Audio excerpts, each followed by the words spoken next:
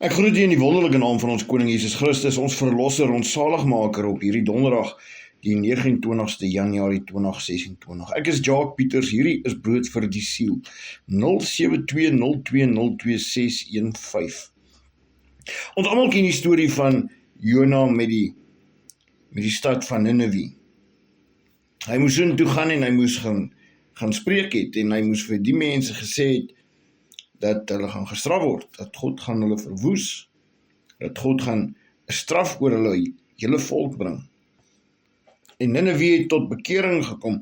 Onthou, die tyd toe Jona na hulle toe moes gaan, was Jona so bang geweest dat hy het alles probeer doen om nie te gaan nie. Hy het ewen vir God gevra, stuur iemand anders. Hy was nie bereid om so te gaan nie. Nineve was 'n baie gewelddadige volk gewees in daai dae. Hulle was vyande van Israel. En hier moet 'n Israeliet in hulle stad ingaan en die woord van die Here preek. Ons sien vandag wat gebeur met baie predikante in baie plekke as hulle die woord van die Here spreek. Hulle word geslaan, hulle word in tronke gegooi. Maar God het vir Jona beskerm. En Nineve het tot bekering gekom. Hulle het 'n omkeer gemaak. Hulle het 'n dag gevat en gevas. Maar 100 jaar later het die profeet Nahum dieselfde deurgegaan. Nie presies dieselfde soos Jona nie, maar hy het 'n woord gekry van die Here af. Want Nineve het teruggeval na dit wat hulle voorheen was. 'n gewelddadige volk. Nahum hoofstuk 1 sê, God spraak oor Nineve, die boek van die gesig van Nahum, die Elkoesiet, 'n jaloerse God en 'n wreker is die Here. 'n wreker is die Here en vol grimmigheid. 'n wreker is die Here vir sy teestanders en hy behou die toorn teen sy vyande. Die Here is lankmoedig, maar groot van krag, en nooit laat die Here ongestraf bly nie. Ons leef in 'n tydperk waar mense dink, God is net 'n God van liefde, dat hy straf nie, hy slaan nie, hy druk nie, hy roep nie mense om 'n omkeer te maak in hulle lewe nie, dat mense kan lewe soos hulle wil, volg hoe hulle wil, aanbid hoe hulle wil.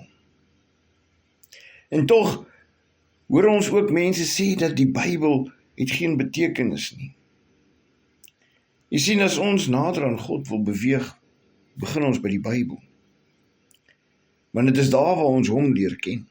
Dit is daar waar ons leer waarvan hy hou en waarvan hy nie hou nie. Dis soos in 'n huwelik ingaan, jy wil nie dinge doen wat jou maat in die huwelik nie van hou nie. Want dan is jy nie lief vir daai persoon nie. Jy wil dinge doen om daai tevrede te hou.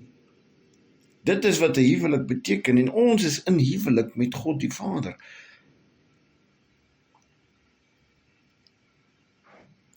Sy weg is in warrelwind en in storm, en wolke is die stof van sy voete.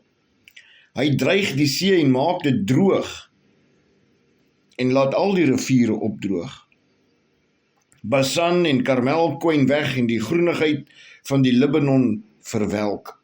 Die berge bewe voor hom en die heuwel smelt weg en die aarde rys op.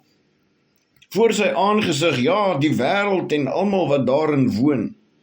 Wie sal stand hou voor sy grimmigheid en wie sal bestand wees teen die gloed van sy toorn? Sy gramskap word uitgegiet soos vuur en die rotse word stikkend geruk voor hom. Die Here is goed, 'n toevlug in die dag van benoudheid, en hy ken die wat by hom skuil. Maar met 'n oorstromende vloed maak hy 'n einde aan die plek van die stad, en sy vyande vervolg hy die duisternis in. Wat wil julle beraam teen die Here? Hy maak daar 'n einde aan.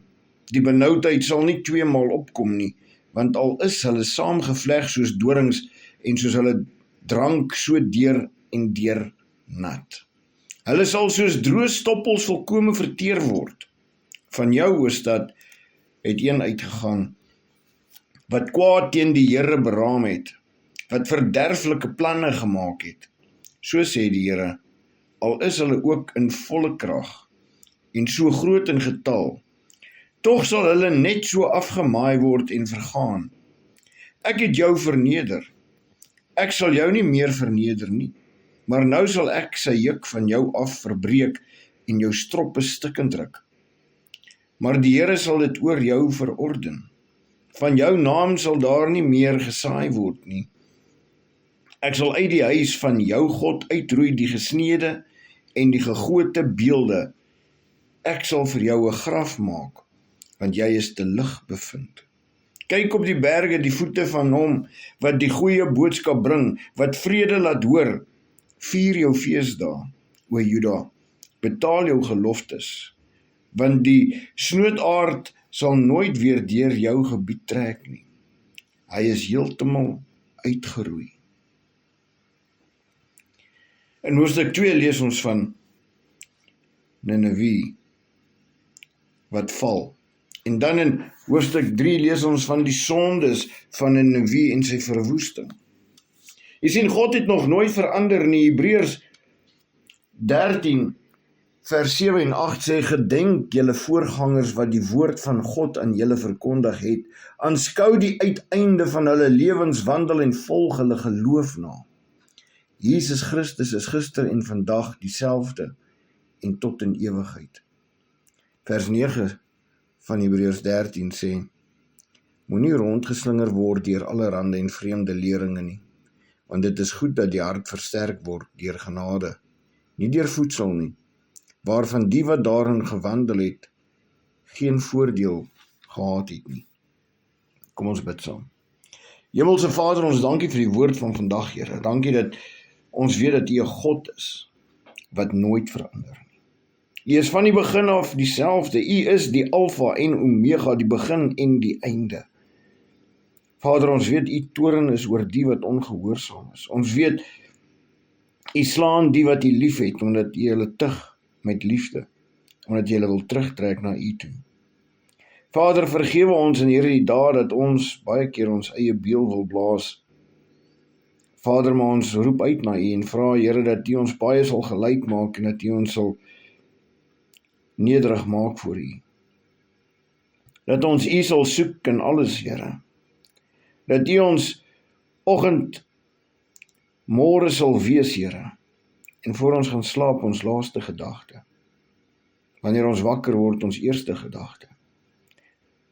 Vader, U verdien elke eer, elke gebed, elke uitroep, want U is God van hemel en aarde. U het dit aan ons gegee, om daarna te kyk. Vader, en as ons so na die wêreld kyk, dan besef ons dat ons het gefaal in dit wat U vir ons gegee het om te doen. Vergewe ons, Vader, maar ons weet, U woord is 'n blye boodskap, want U trek ons wat in U glo, nader aan U, en ons kom al nader aan die dag, al nader aan die dag, al nader aan die dag, U dag. Laat die gloed nie oor ons wees nie, Here, maar berei ons voor. Behoed ons, bewaar ons, leer ons uit U woord uit. In Jesus Christus naam. Amen. Onthou, lees jou Bybel self sodat jy nie mislei word nie. Groete.